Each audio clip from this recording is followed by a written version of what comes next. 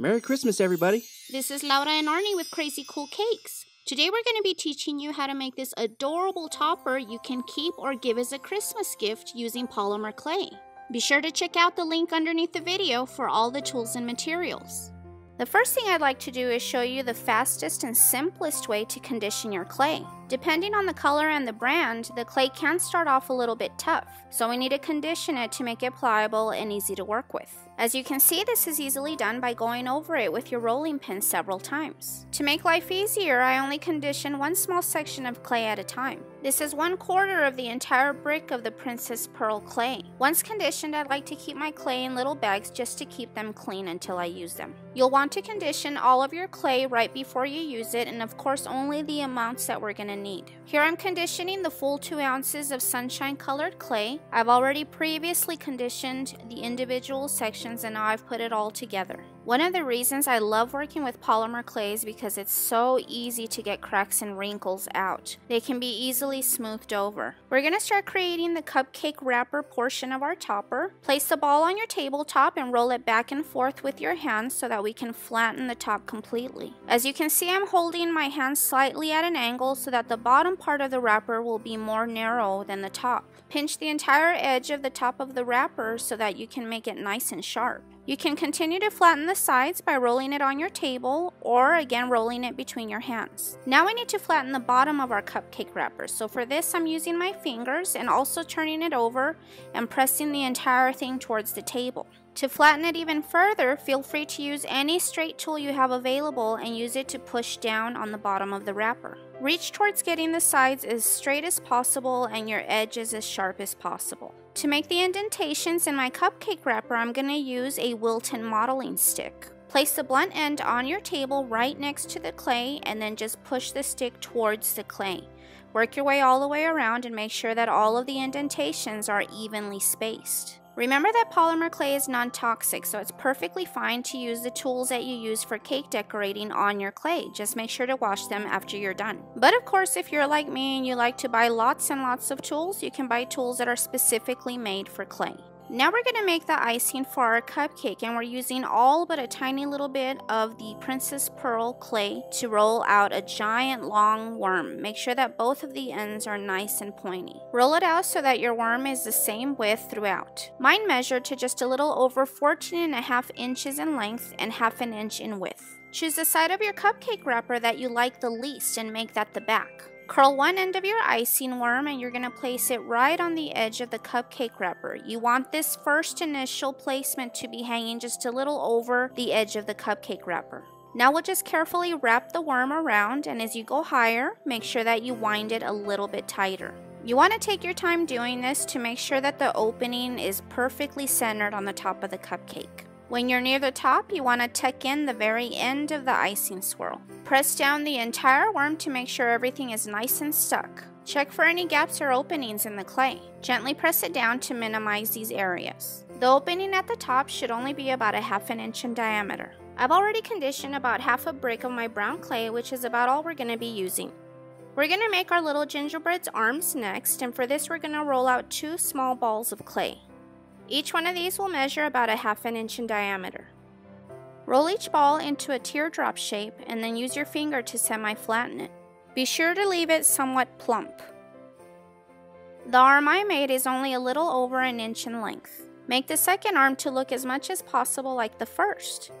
Let's go ahead and make the head. For this, you're going to need 1 ounce of your brown clay, and we're going to roll this into a perfect ball, which will be 1 inch in diameter. Place the ball on your tabletop and use your palm to press it down. We want to flatten the top and bottom of the ball, but still leave the sides nice and round. Use your finger to smooth down any sharp lines created by the table. The head ended up being about 1 1/4 inch wide and about a 1/2 inch thick. We're going to use the larger end of the Wilton Smiley tool to make the smile, but if you don't have this tool, you can always use a piping tip.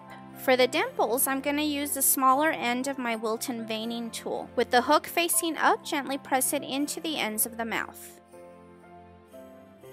Just like that. To make the eyes, we're going to need 2 small BB-sized balls of black polymer clay.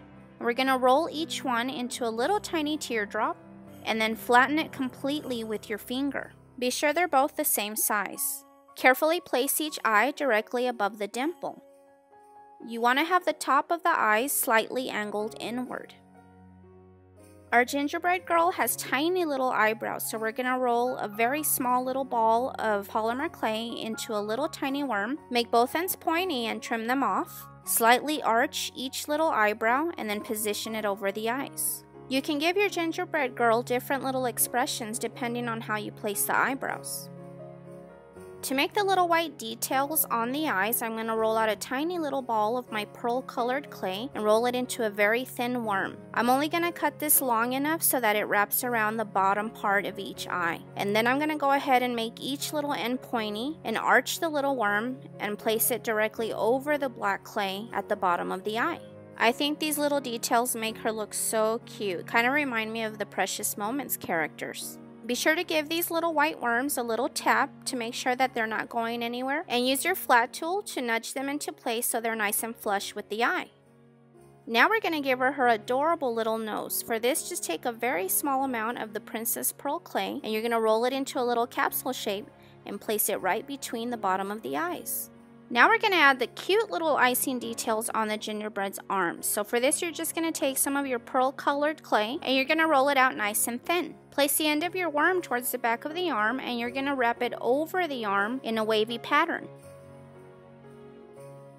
When you reach the back of the other side, trim off the excess with your blade. Tap it all down to make sure it's nice and stuck. Now roll out another little white worm and do the same for the other arm. These little white details don't have to be exactly the same on both arms. Now give the top of the arms a good little bend. Then make sure the front of your cupcake is facing you. Now let's place them at the top of the icing swirl and you want them slightly pointed away from each other. Tuck the very top of the arms on the inside of the swirl, just like this. Make sure you give them a good little press so they're nice and stuck.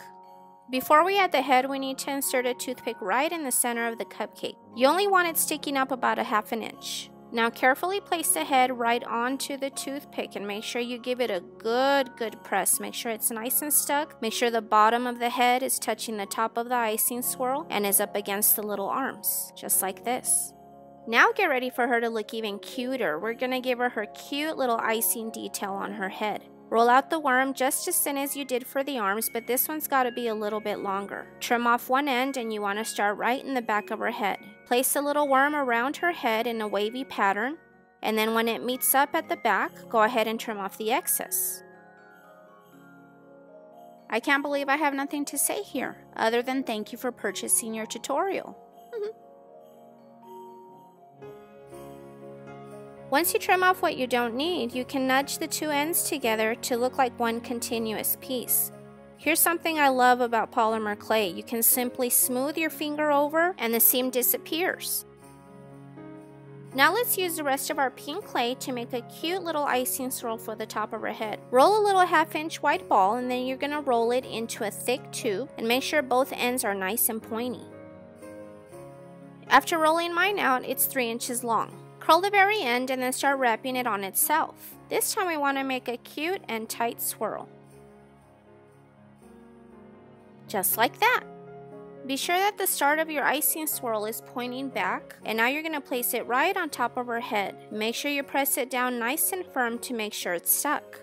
We're going to need a little piece of 18 gauge wire, only about 1.5 inches long, and you want to insert this right in the center of the icing swirl and push it down into the head. To make the candy on the top of her head, we're going to roll out some pearl colored clay, and you're going to roll this out to about 3 inches in length. You don't want it too thin. And then we're going to do the same with our baby blue clay. Roll it just as thick as the first one, and then make sure that you put them side by side and you trim them to the exact same length. We're going to twist these two together, and this is very easy to do. Simply grab the ends of the two arms and then twist in opposite directions. Make sure you wind it nice and tight. Now place it on your table and we're going to roll it all together so it's nice and smooth. Make both ends nice and pointy. Now simply curl the end and begin to wind the entire worm in a nice tight swirl. Once the candy has reached a size to where it's a little bit bigger than a dime, you can go ahead and cut off the excess. You don't want this too big. Now we'll just simply press the candy onto the wire, make sure it's nice and straight, and give it a good little press to make sure it's stuck. She is looking so adorable. Now we can give her some cute little pink cheeks. To make sure the color is visible over the brown clay, I'm going to use a very bright pink pastel color. I brush on a very small amount at a time to make sure that I don't overdo it. You always want to dust on color before you bake your topper. The baking actually makes the color set into the clay. If you add the color afterwards, it can very easily just rub off. We're almost ready to bake her. How cute is that? Now I'm going to use a tiny little pin to poke several holes in the cupcake wrapper, which is the thickest part of our topper. This will avoid cracks forming while the topper is baking. If there's any air trapped inside of my clay, it'll easily escape through the holes. You'll always want to do this wherever your clay is over an inch thick. I'm measuring the thickest part of my topper to figure out how long I need to bake it. For every 1/4 of an inch in thickness, I need to leave it in the oven for 15 minutes. Since the wrapper is 1 inch thick, I'll have to bake it in the oven for 1 full hour. I've set my oven to 265 degrees. 1 hour later, and after letting her cool, she's done. I'm snapping her off of my cake pan, and man, she feels great. 0 cracks, but we do need to fill those little tiny pinholes that we made. Use the smaller end of your veining tool to pick up a little tiny bit of your leftover yellow clay and fill the hole. Use your finger to rub over the hole to make it nice and smooth. Do this to all of the little holes. It's not necessary to fill the holes at the very bottom, but you can if you want to. There's no need to rebake your topper. Over time, the clay in these little holes will harden. Now I'm going to use my smallest nail dotting tool and white acrylic paint to dot on really cute little glow dots in her eyes. I'm using the small ball for the larger dots and the pointy end for the tinier dots. Now I'll be using the next size up ball tool to dot a cute little glow dot right on her cheek. How adorable.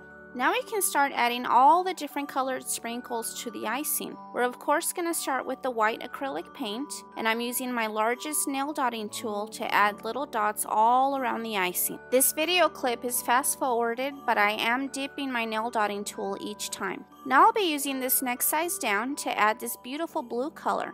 You can use whatever size nail dotting tool you'd like to make your sprinkles different sizes. Starting to look very beautiful. Now I'll be using a smaller nail dotting tool to add this beautiful pink color. Remember that you can always use any colors you'd like.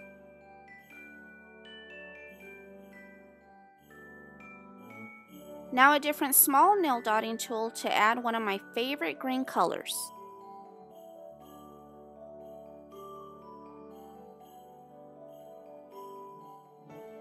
This is really looking nice. Last but not least, a beautiful yellow color. Acrylic paint dries very quickly, but if you ever make a mistake, you can easily wipe it off before it dries. I always have wipes around for this. I'm going to use a little bit of varnish to shine only some small sections of my topper, like the eyes for example. Now you could varnish your entire topper if you wanted to, but sometimes these creations look nice as is. I'm also adding a little bit to her nose to make it shiny. And her little glow dot too. The little icing details on her arms and head will also look very pretty shiny.